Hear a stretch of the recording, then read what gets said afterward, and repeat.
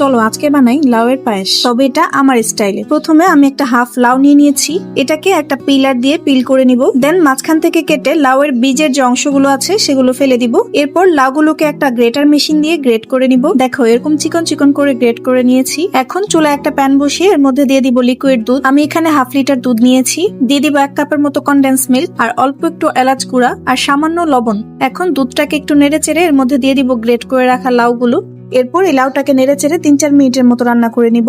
যখন মনে হবে লাউটা সেদ্ধ হয়ে গিয়েছে তখন দিয়ে দিব আগে থেকে সেদ্ধ করে রাখা সাবুদানা। দেন আরো 2-3 মিনিট রান্না করে চুলা থেকে নামিয়ে নিব।